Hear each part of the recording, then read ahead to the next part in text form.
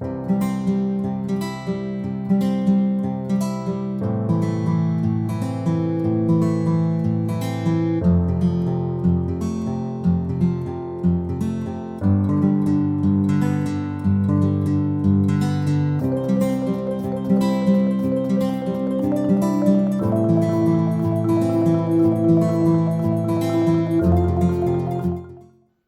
eu queria compartilhar com os irmãos algo que o Espírito Santo colocou no meu coração enquanto eu estava lendo este texto para o fim específico de trazer uma mensagem para os irmãos nessa noite. Amém, meus queridos? Então eu queria falar com vocês a respeito do que é que nós podemos aprender com esse texto tão conhecido e tão rico da palavra de Deus. Irmãos, o que eu consigo ver nesse texto? Vamos voltar lá no início e vamos nos concentrar no que aconteceu depois que Jesus morreu e apareceu 2 vezes para os discípulos ainda em Jerusalém. Depois disso, os discípulos foram então para Galileia. E lá na Galileia, muito perdidos, desorientados, sem saber o que fazer, os discípulos estavam ali reunidos, não sabiam qual destino tomar, qual caminho seguir, e Pedro então se lembra de como era a sua vida antes de conhecer Jesus. E aqui está a primeira lição que eu quero compartilhar com os irmãos nesse texto. Queridos, Pedro, quando no momento de dificuldade, quando no momento de trauma, no momento de afastamento de Jesus da sua vida, ele não sabe o que fazer e ele começa a pensar em voltar para os seus velhos hábitos. Hábitos são assim. Os hábitos nas nossas vidas, eles podem ser uma bênção ou eles podem ser uma maldição. Podem ser uma coisa boa ou uma coisa ruim. Você, por exemplo, quando tem um bom hábito de saúde, por exemplo, um hábito de se exercitar regularmente, é um hábito positivo, não é verdade? Quando você consegue criar o hábito de sempre se exercitar, isso te traz um bem, isso faz bem para o seu corpo, isso te traz saúde, isso faz com que você fortaleça o seu corpo. É um bom hábito. Mas se você, antes de conhecer Jesus, você tinha um hábito, por exemplo, de beber, você era viciado na bebida, ou você era viciado em alguma outra coisa, esse hábito, durante um tempo, você vai colocá-lo debaixo dos seus pés, você vai controlar esse hábito, você vai conseguir recusar a bebida, mas se você passar por um momento de trauma, é bem provável que esse hábito que você achou que havia perdido, ele volte a assombrar a sua vida. Assim funciona o ser humano. Quando você tem um hábito, você não pode pensar que nunca mais vai voltar aquele costume que você tinha anteriormente. Você tem que sempre saber que se era um mau hábito, ele é uma fraqueza na sua vida. E é o que aconteceu com Pedro. Pedro havia passado por momentos muito tumultuados. Veja, apesar de ter visto Jesus ressuscitado 2 vezes em Jerusalém, a palavra vai dizer que Pedro, ele havia negado Jesus 3 vezes. Interessante, não é? Pedro havia negado Jesus 3 vezes. E Jesus apareceu para Pedro 2 vezes. E mesmo assim, diante da dificuldade, diante do momento complicado, Pedro o que faz quando não vê Jesus na sua vida? Quando está afastado da presença de Jesus, ele quer voltar ao hábito de pescar. Mas, meus irmãos, a primeira coisa que eu aprendo é que depois que nós andamos com Jesus, nós nunca mais vamos conseguir voltar à velha vida que tínhamos. Se voltarmos, ela não vai ser a mesma vida que tínhamos antes. É isso que João está dizendo aqui. Pedro estava voltando à sua velha vida. Ele queria voltar à sua velha vida, mas diz a palavra que quando ele tentou voltar para a sua velha vida, o que aconteceu? Ele, apesar de ser um pescador experiente, apesar de ter sido um empresário no ramo da pesca, apesar de ter vivido muitos anos antes de conhecer Jesus, prosperando numa empresa de pesca, quando ele estava, depois que ele andou com Jesus, depois que ele conheceu o autor da vida, depois que ele experimentou o dom de Deus na sua vida, depois que ele andou com o próprio Cristo, quando ele tentou voltar para a sua vida antiga, as coisas não deram muito certo. quando ele tentou voltar para o que ele fazia antes, as coisas começaram a funcionar de forma totalmente indesejada. E ele estava ali, veja bem uma coisa que nós vemos na vida de Pedro, ele estava ali e ele decidiu voltar para os seus velhos hábitos. Só que tinham mais 7 discípulos com Pedro. E quando Pedro decidiu voltar para os seus velhos hábitos, aquelas pessoas que estavam ao redor dele fizeram o quê? Voltaram também. Quiseram voltar também. Meus irmãos, o que acontece quando as pessoas andam com Jesus e de repente desistem da sua caminhada? Se você era uma pessoa que trabalhava na igreja, se você era um diácono ou uma diaconisa, se você era alguém que orava pelas pessoas, se você era alguém que testemunhava do evangelho para as pessoas, se você era alguém que era visto no meio da igreja e você se afasta dos caminhos do Senhor por algum motivo, seja ele qual for, o que acontece na maioria das vezes? Você geralmente não vai sozinho. Já reparou isso? Quando uma pessoa sai da igreja, você já reparou que ela normalmente, dificilmente vai sozinha? Já prestou atenção nisso? Você já viu isso na sua vida? Uma pessoa que era ativa na igreja e de repente decide sair, o que acontece? Ela leva outras pessoas consigo. Aquela pessoa era uma influência para aquelas vidas. Aquela pessoa era um modelo. Aquela pessoa era alguém que liderava aquelas outras pessoas à sua volta. E quando você anda com Jesus, quando você tem uma experiência com Deus, olha só o que eu vou te dizer, as pessoas olham para a sua vida de forma diferente. Você podia ser a pessoa mais desconhecida do mundo, aquela pessoa mais tímida, mais no seu canto. Quando você vai para Jesus, Jesus transforma a sua vida, e a palavra de Deus diz que Ele te dá o Espírito Santo na sua vida.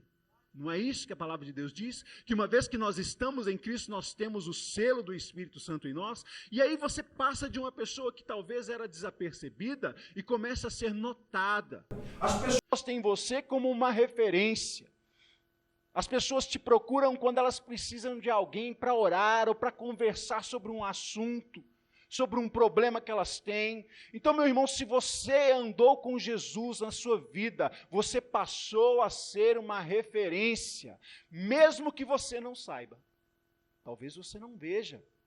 Talvez você não tenha consciência, você acha que ninguém nota você, mas se você andou com Jesus, a sua vida nunca mais vai ser a mesma. Você começa a ser abençoado por Deus de tal forma que há em você algo que chama a atenção das pessoas, e é o que acontecia com Pedro. Pedro era naturalmente o líder dos discípulos depois de Jesus. As pessoas olhavam para Pedro esperando uma atitude dele. E qual foi a atitude de Pedro? No momento em que Jesus estava oculto, no momento em que Jesus estava esperando para se manifestar novamente, Pedro decide voltar para os velhos hábitos. Isso é muito comum dentro da igreja. Pessoas que durante anos caminharam com Jesus e de repente elas se cansam. Meus irmãos, eu não estou aqui fazendo julgamento de ninguém, porque todos nós somos falhos.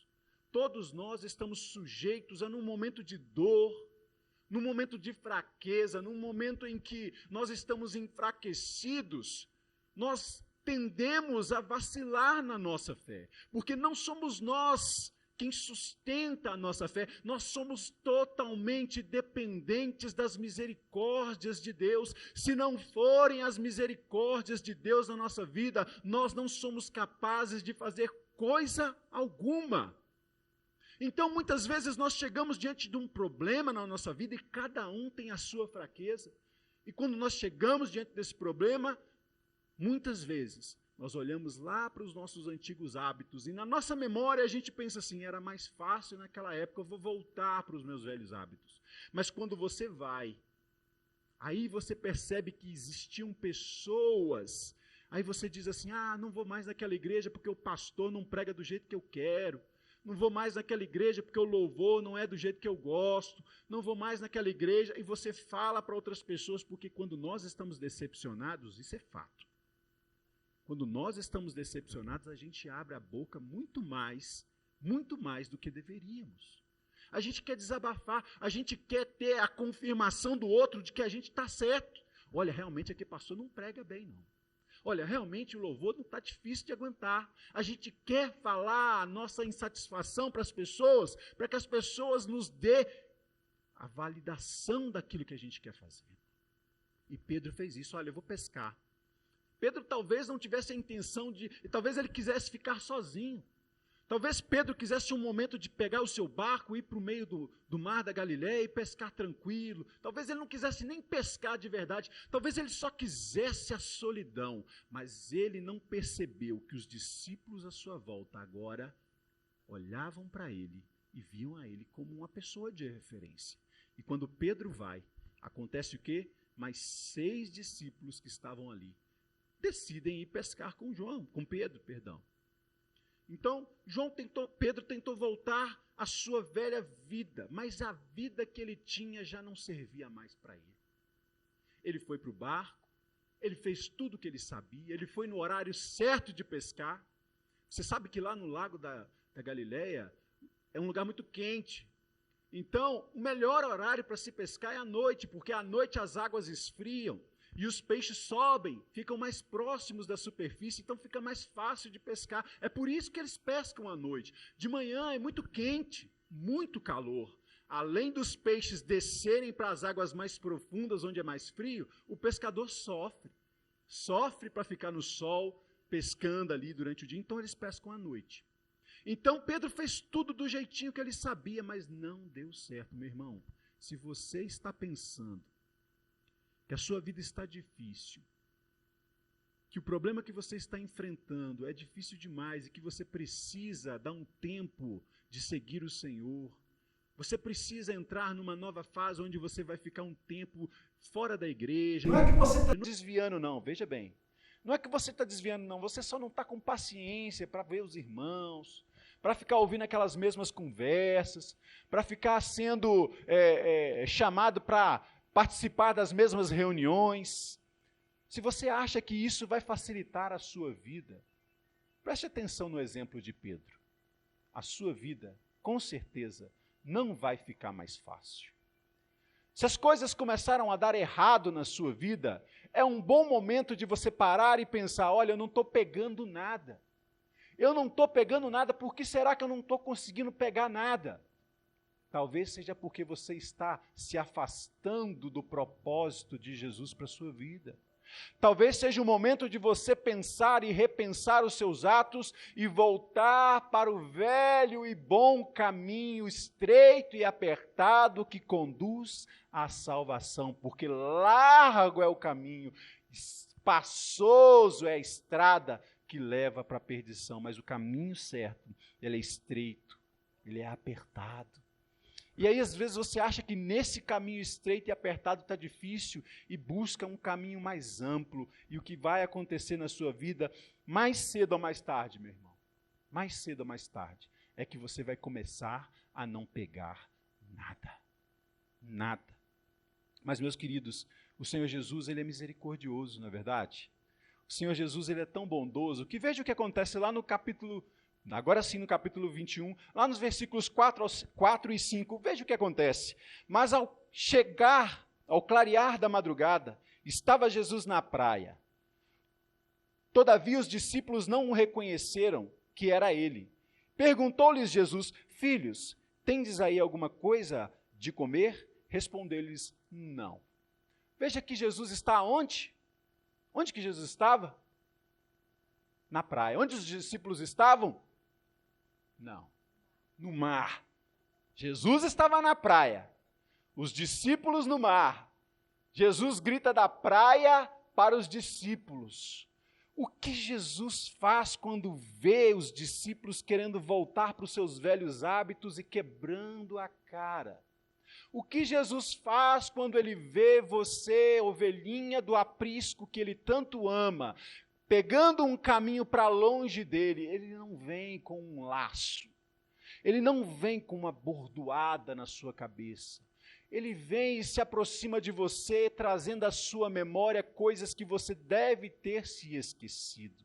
Como eu disse aqui, meus irmãos, se você se lembra bem, se você abrir a sua Bíblia aí, Marcos, você consegue me socorrer? Aquela projeção, Ayrton Senna, rapidinha. Se você abrir a sua Bíblia lá em Mateus capítulo 4, versículos 18 a 22, você vai ver uma cena do início do ministério de Pedro. Jesus estava andando aonde? Vamos prestar atenção ali? Já está projetado? Olha, estou falando que é rápido. Quem consegue ler bem alto para mim o que está projetado ali? E Jesus andando junto ao mar da Galileia. Andando aonde, irmã? Junto ao mar da Galileia. Quando a gente fala junto ao mar, o que é ali? O que tem junto ao mar? A praia. Quem gosta de praia sabe, né? Então Jesus estava andando aonde? Na praia. Qual praia? Qualquer praia? Qual praia? A Galileia. Bom, então continue, irmã. Viu a dois irmãos. Simão, chamado Pedro, e André, os pais lançavam a rede ao mar, porque eram pescadores. Legal. Acabou aí? Até o 22? Pode ler. E disse-lhes: vinde após mim, e eu vos farei pescadores de homens. Então eles, deixando logo as redes, seguiram. E adiantando-se dali, viu outros dois irmãos, Tiago, filho de Zebedeu, e João, seu irmão, no barco com seu pai Zebedeu, consertando as redes. Irmãos, quando Jesus vê os seus discípulos perdidos, pensando que talvez não valha a pena seguir nesse caminho, o que Jesus faz? Ele não vem com ira.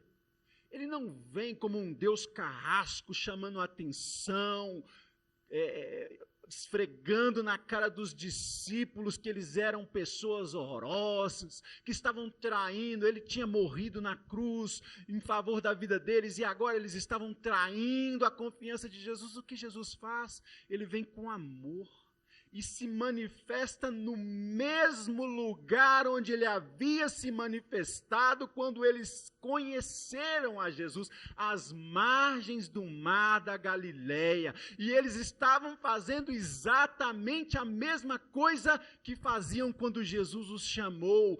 Simão e André, seu irmão, estavam na água pescando.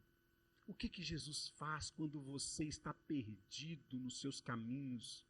O que Jesus faz quando você está esquecendo da vocação que você recebeu? Ele não vai chegar e vai bronquear com você. Ele vai te fazer lembrar do dia do seu chamado. Ele vai fazer com você, como ele fala lá em Apocalipse, lembra-te do lugar onde caístes. E ele vai querer trazer à sua memória o início da sua caminhada. Jesus se manifestou. Eu não sei se foi no mesmíssimo lugar, mas os pescadores são seres de hábitos bem estabelecidos. Eles costumam voltar sempre para pescar nos mesmos lugares, não é verdade? Provavelmente Pedro, André, Tiago, João e os outros 3 discípulos estavam no mesmo lugar onde estavam quando Jesus os chamou para segui-los. E Jesus faz a mesma coisa. Ele lá da praia, ele fala: meus filhos, vocês têm alguma coisa para comer?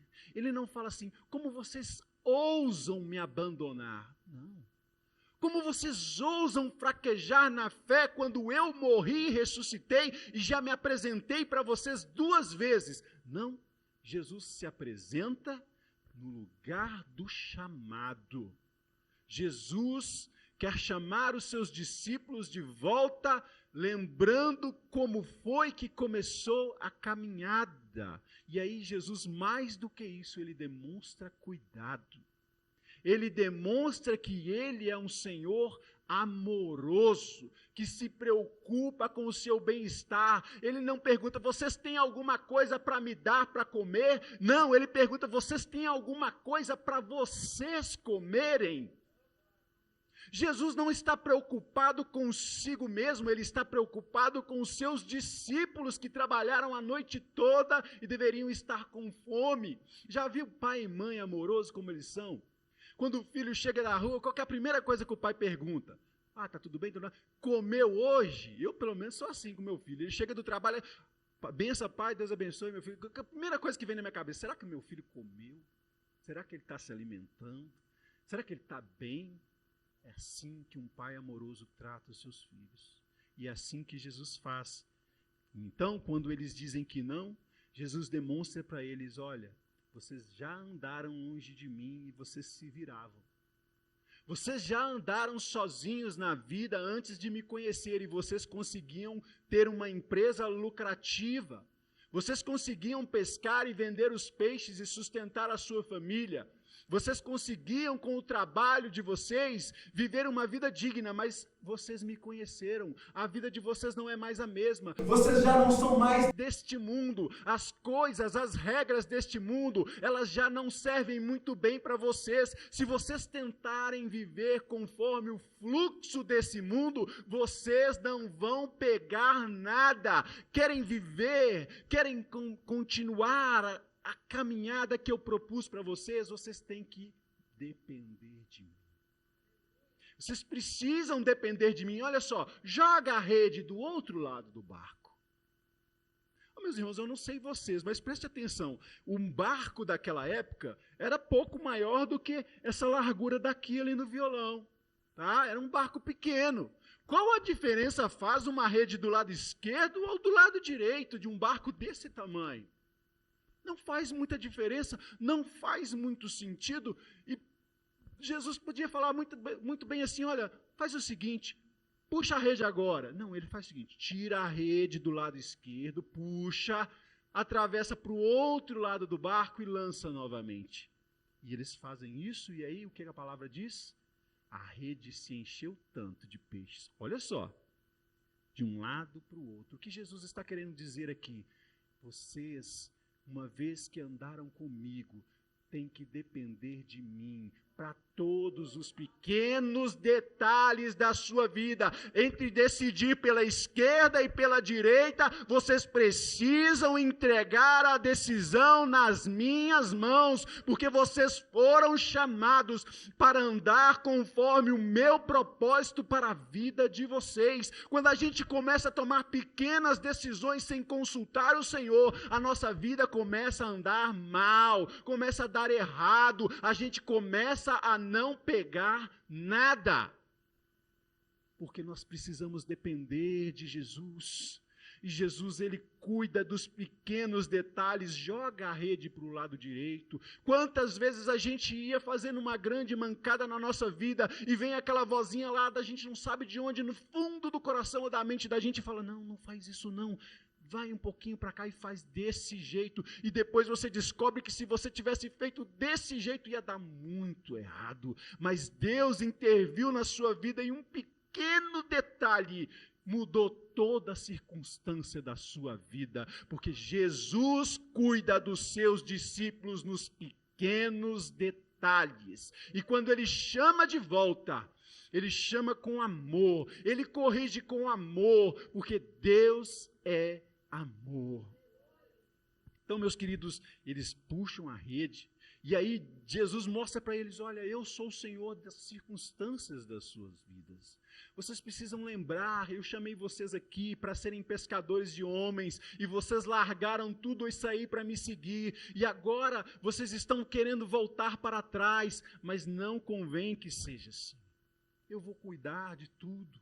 A palavra vai dizer, mais à frente um pouquinho, que quando eles descem lá no versículo 9, quando eles descem na praia, ao saltarem em terra, viram ali umas brasas, e em cima peixes, e havia também pão. Queridos, Jesus já havia providenciado para os seus discípulos uma fogueira quentinha para eles se aquecerem, o pão quentinho para eles se alimentarem, o peixe assado para eles fartarem-se, estarem alimentados. Jesus já havia providenciado cada detalhe na vida dos discípulos, eles só precisavam voltar para o lugar do seu chamado. Eles só precisavam voltar para o caminho proposto. Você tem uma vocação na sua vida. Você foi chamado para andar com Jesus. Nós precisamos todos os dias confirmar esse chamado na nossa vida.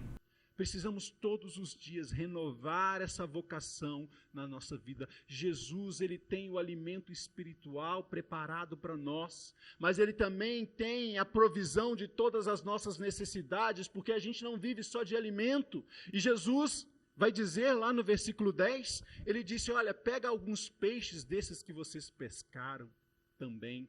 O que Jesus está mostrando é que ele tem o alimento espiritual que nós precisamos para seguir.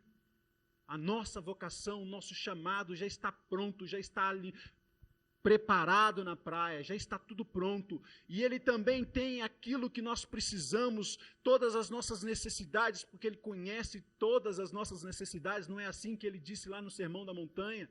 Que Deus conhece cada uma das suas necessidades, ele sabe de tudo que você precisa. Jesus providenciou pão e peixe para eles na praia, e providenciou os peixes para que eles pudessem vender e sustentar as suas famílias, pagar os seus impostos, pagar as suas contas e continuarem seguindo o caminho proposto por Jesus. Quando nós tentamos voltar para os nossos velhos hábitos, nós estamos virando as costas para aquele que nos chamou.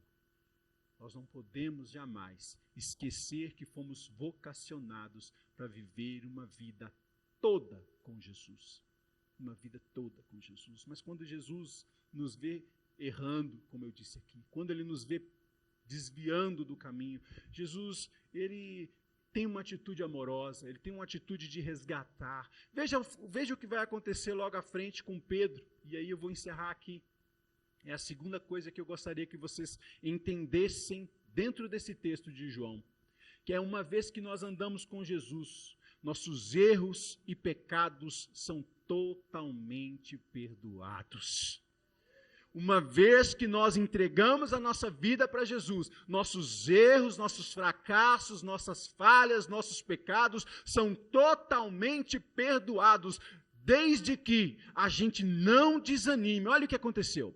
João vai dizer que Jesus chama Pedro, depois desse momento de lembrança da vocação, chama eles para o lugar do chamado na praia, onde eles largaram os barcos e as redes para seguir após Jesus, e Jesus chama Pedro para si, à parte.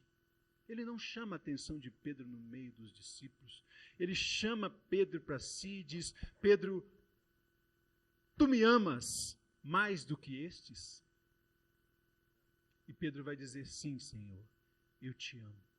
Olha, no original essa frase pode querer dizer três coisas. Pedro, você me ama mais do que você ama esses peixes, aos quais você dedicou a sua vida toda como pescador? Ela também pode querer dizer, Pedro, você me ama mais do que esses outros discípulos me amam? E ela também pode querer dizer, Pedro, tu me amas mais do que você ama a estes discípulos? Qualquer uma dessas traduções seria certa, conforme o grego original. Mas o que importa aqui é que Jesus está frisando o fato de que uma vez que nós andamos com Cristo, temos um chamado e uma vocação, os nossos erros virão, as nossas falhas virão, nós vamos negar Jesus mais do que 3 vezes, nós vamos pisar na bola, nós vamos falhar, nós vamos errar, nós vamos pecar, mas Jesus continua nos chamando lá da praia, está preocupado se nós estamos nos alimentando, e Ele quer restaurar a nossa vida e o nosso chamado ao propósito original que Ele tinha quando te convidou para segui-lo. Ele vai te chamar todas as vezes que você errar, enquanto você estiver vivo, todas as vezes que você pecar, o Senhor Jesus, Ele vai te chamar à parte e Ele vai dizer para você, tu me amas? Porque o que importa no final não é a sua capacidade de se manter firme, não é a sua capacidade de não cometer certos pecados, não é a sua força de vontade, não é a sua condição de se manter fiel, é você ter um amor que não acaba por Jesus. Porque Jesus não perguntou, Pedro, você é capaz de da próxima vez não me negar? Ele não perguntou, Pedro, você tem certeza que se acontecer de novo, você não vai escorregar novamente? Olha, Pedro, eu estou decepcionado com você. Eu esperava que você me defendesse. Eu esperava que você lutasse por mim. Você não disse que daria a sua vida por mim. Não, Jesus não diz isso. Jesus não está preocupado se Pedro vai errar novamente. Ele nem quer saber se Pedro vai errar novamente. A única coisa que Jesus faz para restaurar a Pedro é perguntar: Pedro, você ainda me ama? E é o que Jesus pergunta para cada um de nós todas as vezes que nós erramos, irmão. Todas as vezes que nós falhamos, todas as vezes que nós pecamos e às vezes por vergonha não nos aproximamos dele. Porque para mim, o que Jesus estava fazendo ali e o que Pedro queria era se afastar, porque estava ainda com vergonha do erro que havia cometido. Quantos de nós já não nos sentimos assim? Quando nós erramos, talvez ninguém saiba que nós erramos.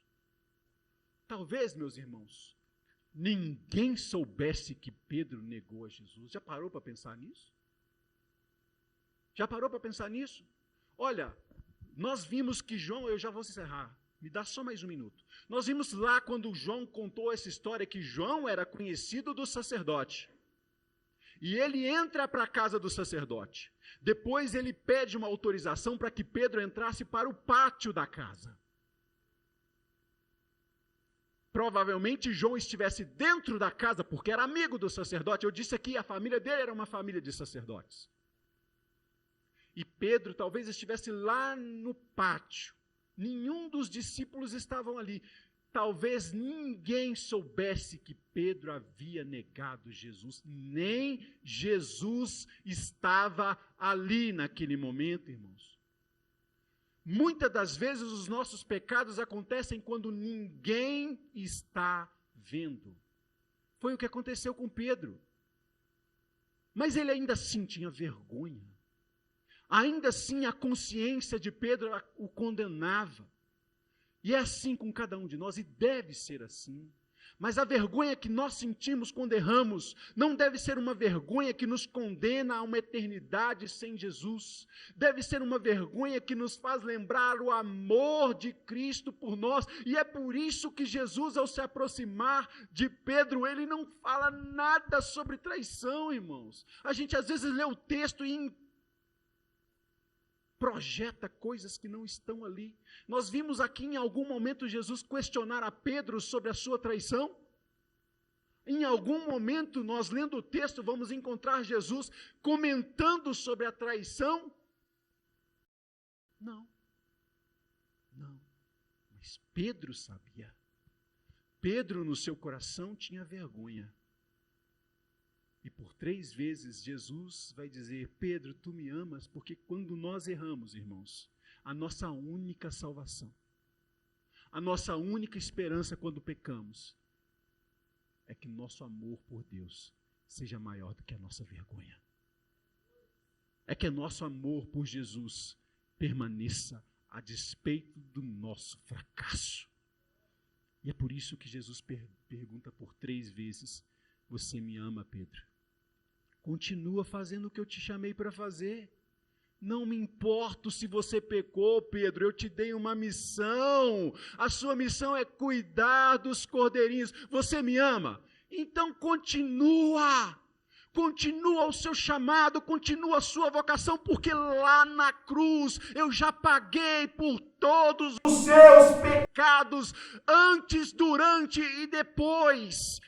Já paguei por todos os seus pecados antes de me conhecer, já paguei por todos os seus pecados no dia que você me conheceu, e já paguei por todos os pecados que você porventura vier a cometer. Se você errar, se você falhar de novo, Pedro, você vai continuar me amando, Pedro? Então continua fazendo aquilo para o que você foi chamado e salvo. Cuida dos meus cordeirinhos. E assim nós encontramos Jesus curando a Pedro sem impor as mãos, sem falar do pecado dele, sem expor a vergonha dele, sem mostrar o erro dele, Sabia Jesus o que ia no coração de Pedro, porque ele sabe de todas as coisas. E sabe Jesus o que vai no seu coração, porque ele conhece o mais íntimo do seu entendimento, do seu pensamento, da sua alma, do seu coração. Você ama a Jesus, então esquece. Peça perdão pelo que aconteceu e continua a sua caminhada ao lado dele, fazendo aquilo para o que ele te chamou lá naquela praia onde você o viu pela primeira vez e largou o seu barco, largou as suas redes e disse: eu vou atrás do Senhor para pescar pessoas. É para isso que cada um de nós foi chamado aqui. É para isso que você foi salvo. E permaneceu aqui para errar. Para errar. Nós odiamos o pecado, mas não é porque nós somos perfeitos, pelo contrário, é porque há em nós uma natureza que tende para o pecado, mas há em nós um espírito que nos faz sentir vergonha pela nossa falha, pelo nosso erro, mas é uma vergonha que tem que te aproximar e não te afastar. Essa é a mensagem de Jesus para Pedro. Essa é a mensagem de Jesus para a sua igreja nessa noite. Amém, meu querido? Você tem um chamado. Você tem um chamado. Não desanime por causa dos seus fracassos. Não desanime por causa das suas falhas. Porque, como eu disse, você sempre vai sair e vai causar um buraco no meio do aprisco.